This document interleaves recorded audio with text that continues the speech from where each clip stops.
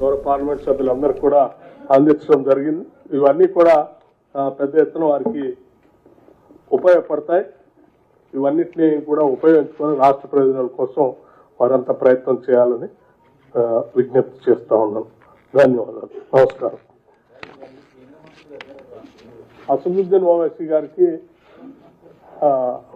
వారిని కూడా వారి వచ్చినందుకు వారి ధన్యవాదాలు తెలుపుతూ వారి సందేశాన్ని ఇవ్వాల్సిందిగా కోరుతా ఉన్నాను. Thank you, Honorable Deputy CM Saab. My party stand is that we welcome this today's meeting, which has been called by the government of Telangana, headed and it was chaired by the Deputy CM. I feel that the government of India is not treating fairly and justly with the people of Telangana. And it is very unfortunate that despite having 8 MPs from BJP and some of them are union ministers, justice is not being done to Telangana in terms of sanctioning of projects. Our only demand is that on the basis of parity, what is being given to other states, that same should be sanctioned and approved to the state of Telangana. For example, the Honorable Prime Minister in his many speeches when he had come to Telangana had talked about this RRR road. He said it in one public meeting also. Now this has to be sanctioned by, the state government has done approved a tripartite agreement. It was sent to the Ministry of National Road Transport Highways. That is yet to be sanctioned. And secondly, Metro Rail Phase 2, an amount of 24,269 crores. Ministry of Urban Development must sanction it. A proposal has been sent. The government wants to develop Bapu Ghat at Langar House. For that, some 94 acres land has to be given. Then you have this linking of River Musi and the cleaning of River Musi and drinking water project of Godavari Phase 2 under Amrit 2.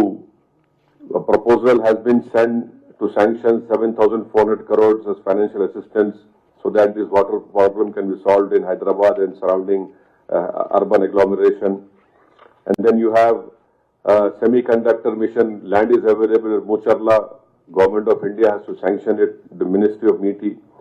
And then IPS officers, Kerala, Assam, Meghalaya, Punjab, Jharkhand are smaller than Telangana, but they have more IPS officers. A proposal was made by the state of Telangana to increase the existing cadre strength. That has not been approved. And then lastly, there are many reimbursement issues and many issues are pertaining to the Ministry of Home Affairs. These are all important issues, and then extension of railway line, some 8 railway lines are there. So these are all the issues as far as my party is concerned. In Parliament and outside Parliament will be definitely raising these issues so that justice is done to Telangana and development is done, the share of Telangana has been given. And hopefully all our MPs will meet again in Delhi and decide what course of action should be taken. But definitely in the Parliament, in the Lok Sabha, I will be raising these issues. I have raised this demand in my every speech which I have made in Parliament after the Parliament election of 2024. And I hope that Mr. Modi as the Prime Minister will do justice to people of Telangana. And Telangana deserves all these projects. The promises that have been made in the Bifurcation Act will be implemented. And it is high time. In last 10 years, the government has been in power, BJP government has been in power. And now they had a huge number of 8 MPs getting elected. Despite that, unfortunately, we see that Telangana is being given a stepmotherly treatment by the BJP and NDA government. This is what I have to say. Sir, okay question. Sir, ఇప్పుడు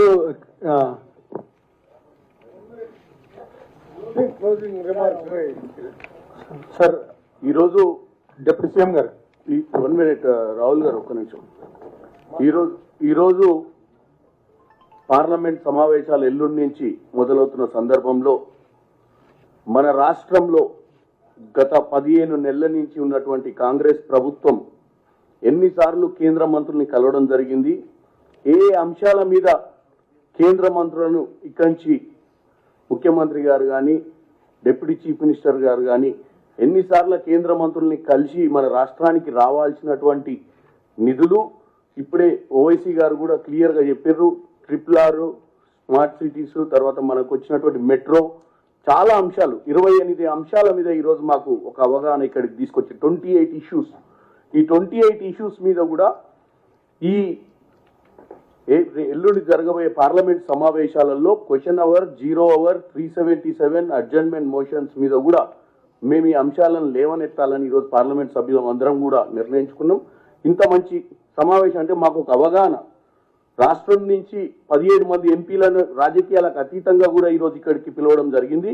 ఎందుకంటే ఎన్నికల తర్వాత మన అంశం ఒకటే ఉండాలి, compulsory తెలంగాణకు రావాల్సిన నిధులు తెచ్చుకోవాలన్న ఉద్దేశంతో ఈరోజు డిప్యూటీ చీఫ్ మినిస్టర్ గారు ఆదేశాల మేరకు ఇక్కడ మేమందరం కూడా కలవడం జరిగింది.